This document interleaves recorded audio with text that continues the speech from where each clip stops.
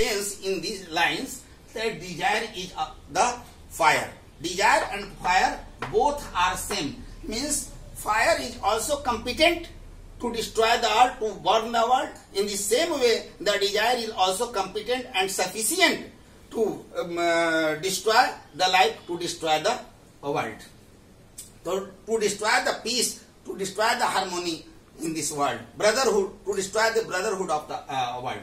But if it had to perish twice, perish means होता है end, die, end, waste, destroy, कुछ भी आप ले सकते हैं.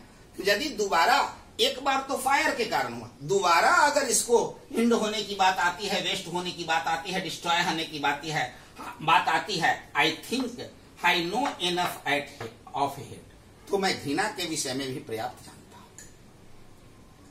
घृणा के विषय में पर्याप्त जानता हूं कि hated is equally responsible, hated is equally competent to destroy the world as Dzire.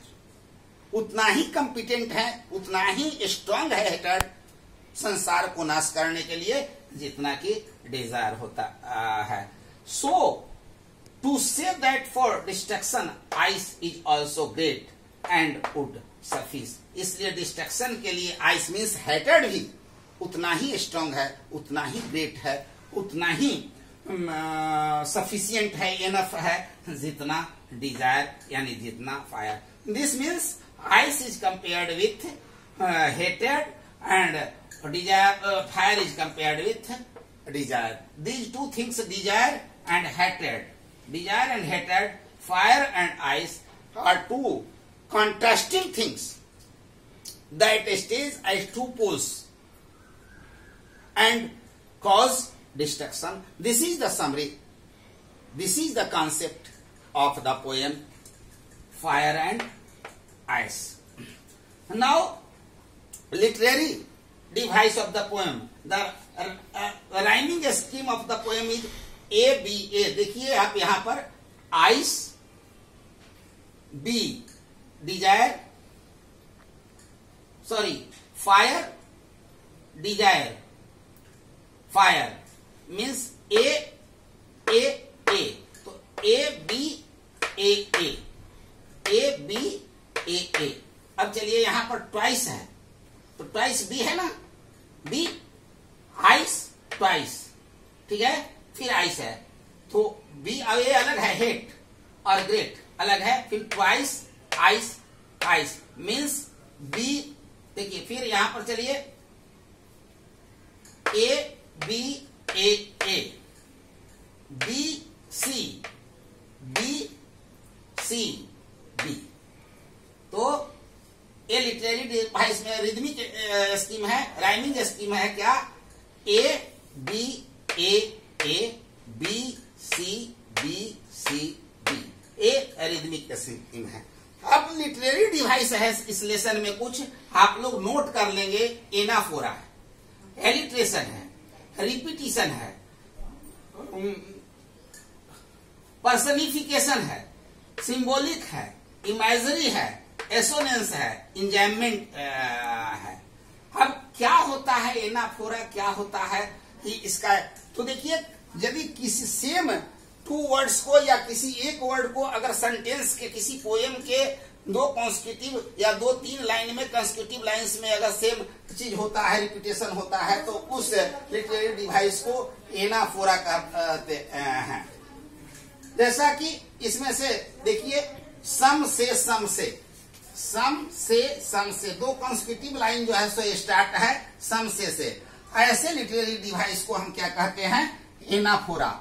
यानी व्हेन टू और more words comes to start two और more constitutive lines, this is the literary device that is explain और defines as anaphora. Alliteration क्या होता है, repetition of consonant sound in two और more constitutive word. Alliteration होता है consonant, पहले भी मैं बता रहा हूं, एलिट्रेशन होता है कॉन्सोनेंट साउंड का दो लगातार वर्ड्स में यदि रिपीटेशन होता है तो वो एग्जाम्पल होता है एलिट्रेशन का. देखिए फेवर एंड फायर, यहाँ एफ साउंड का रिपीटेशन हो रहा है. एक जगह और है इसमें विल एंड वर्ल्ड का, कहीं विल एंड वर्ल्ड है जो, हाँ वर्ल्ड एंड विल, डब्ल्यू का व का एलिट्रेशन है। तो ये जो है से एलिट्रेशन का favour and fire, world and will alliteration का एग्जाम्पल है। एक और है अगला रिपीटिशन। यदि किसी चीज को बार बार रिपीट किया जाता है अगेन एंड अगेन, तो उसको रिपीटेशन कहते हैं। जैसे देखिए से, सम, इस तरह से कुछ ऐसे वर्ड्स हैं जो बार बार रिपीट, तो एक इसको रिपीटेशन कहा जाता है। पर्सनिफिकेशन, पर्सनिफिकेशन क्या होता है कि नॉन लिविंग थिंग्स को जब लिविंग थिंग्स के रूप में प्रेजेंट करते हैं तो that is called personification.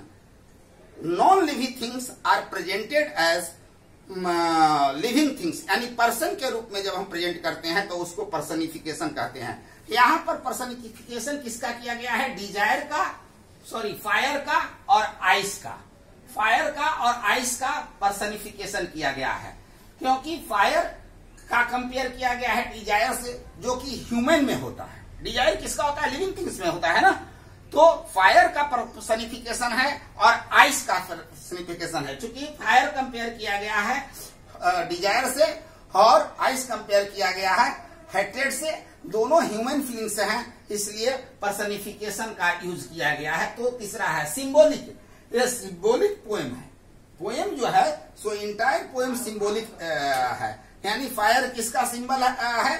Dzire का। आइस किसका सिंबल है? हेट्रेड का। और इसी पर पूरा वर्ल्ड डिपेंड करता है, इसलिए सिंबॉलिक पोएम है।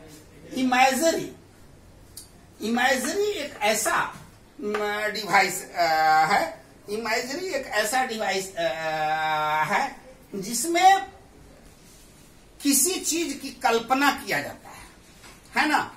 तो इसमें देखिए इमेजिनेशन ही है कि वर्ल्ड का एंड होगा तो किसके कारण होगा? फायर का और डिजायर कारण का। इसलिए इमेजरी डिवाइस का प्रयोग किया गया है। एसोनेंस, आपको एलिट्रेशन जैसा एसोनेंस होता है, यानी एसोनेंस होता है रिपीटेशन ऑफ वॉवेल साउंड।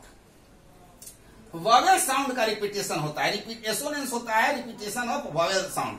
यहां पर आप देख सकते हैं कि कई ऐसा लाइन है जिसमें वॉवेल साउंड का रिपीटेशन हुआ है। जैसे हम आपको बता रहे हैं दोज हु फेवर, इसमें hold, those who fair, 3 consecutive word में ओ साउंड का रिपीटेशन हुआ है।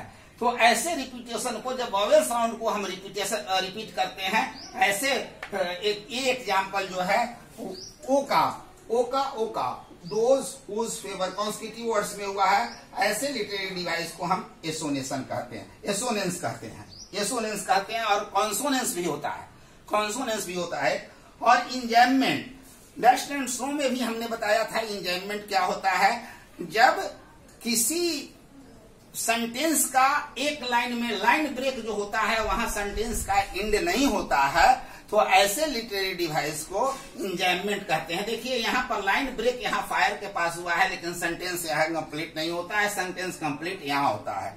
तो ऐसे जो लिटरेरी डिवाइस हैं इसको इंजैममेंट कहते हैं। तो ये कई तरह के anaphora, alliteration, repetition, personification, symbolic, imagery, assonance, enjambment आदि लिटरेरी डिवाइस का प्रयोग इसमें हुआ है। और ये इसका जो है सो राइमिंग स्कीम है। That's all.